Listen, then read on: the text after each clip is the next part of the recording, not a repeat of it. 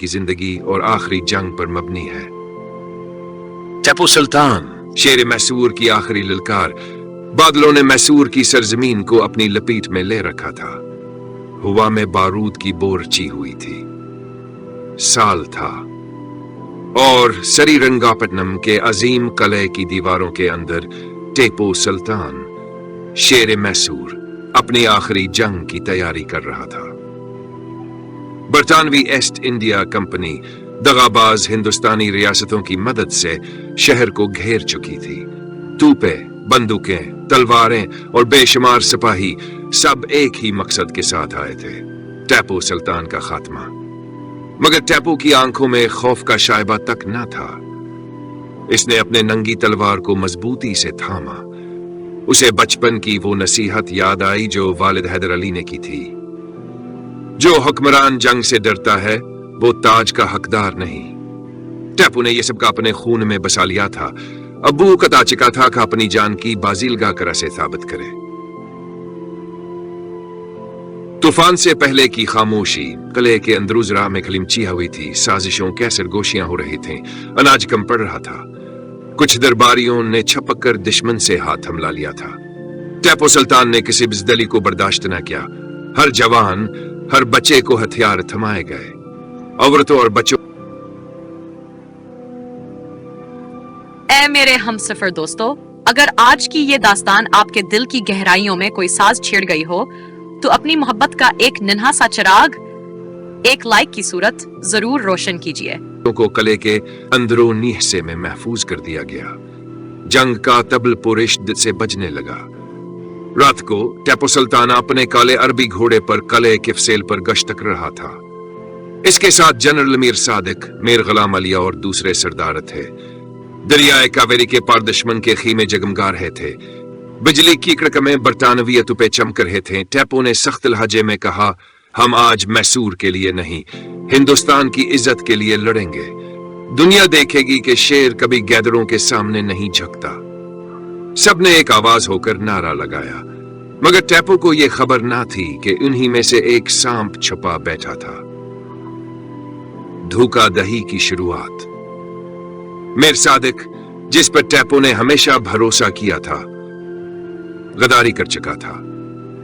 सोने और इक्तिदार के लालच में वो बरतानवियों से मुआहदा कर चुका था कि वो किले के दरवाजे खोल देगा। टेपू सुल्तान को फजा में बेचैनी का एहसास हुआ। उसने अपने इत्तेहादियों को एक आखिरी खत लिखा, मैंने मैदान जंग में मरने का फैसला किया है। गुलामी की जिंदगी से सिपाही की मौत बेहतर है। रातकवास ने अपनी तलवार मजबूती से अपने जज्बात की रोशनी से इस दास्तान के औराक को मुनव्वर कीजिए। अपने एहसासात को तबसरों में जरूर रकम कीजिए।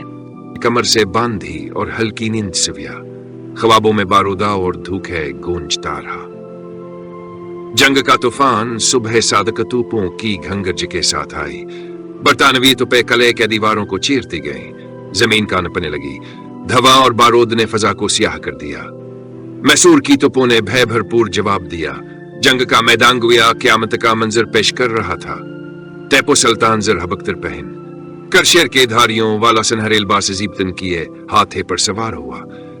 इसका परचम शेर धारता हुआ बुलंद लहरा रहा था। उसकी ललकार दुश्मन के दिल दहला रही थी। आज हम ताज के लिए नहीं, वकार के लिए लड़ेंगे, मैसूर के लिए, आजादी के लिए। सिपाही खून के जोश में नार हलगाते दुश्मन पर टूट पड़े। टेपू खुद अगली सफों में लड़ रहा था। दुश्मन हैरान रह गया। कहा, एक सुल्तान बादशाहों की तरह तख्त पर बैठने के बजाय मैं जंग में तलवार लिए लड़ रहा था। घंटों तक मैदान खून में डूबा रहा।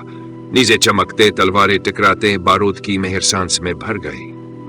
मुहासिरा सख्त हो गया, मगर मीर एक कहानी नहीं, ये आपकी कामयाबी की गवाही है। हर कामयाब सफर के पीछे एक कहानी छुपी होती है। इस कहानी को शेयर कीजिए, क्योंकि आपका सफर दूसरों के लिए रहनुमाई बन सकता है। सादक की गद्दारी रिंगलाई। गोदामों में इसलाह की तरसेल रोक दी गई। किले का एक दरवाजा चिपके से खुला छोड़ दिया गया।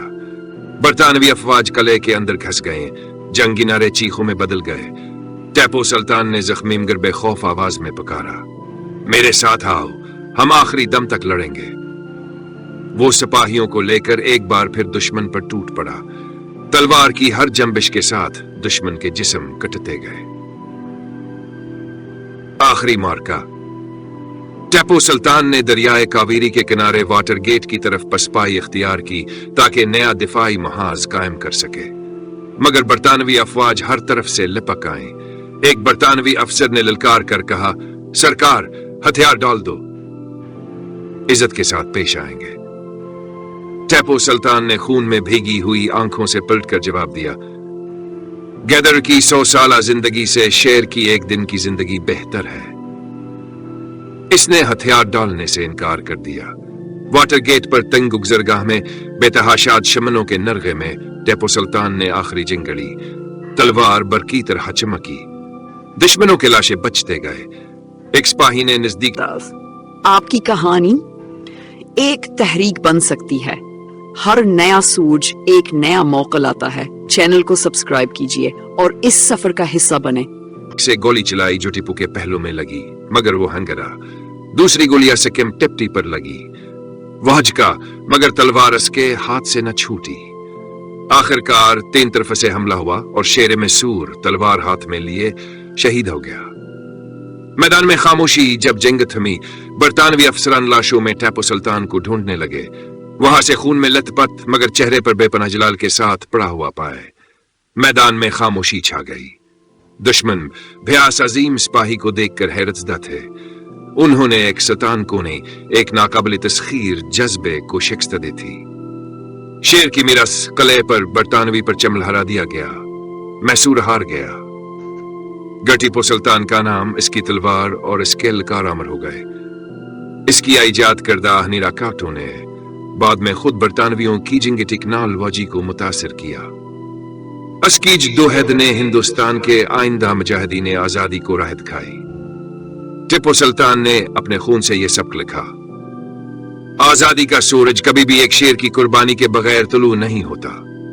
आज भी श्रीरंगापट्टनम की वीरान फसीलों पर जब हवाएं सरसराती हैं तो सुनाई देती है शेर मैसूर की आखिरी ललकार। टिपू सुल्तान, वो नाम जिसे तारीख कभी फरामोश ना कर सकी।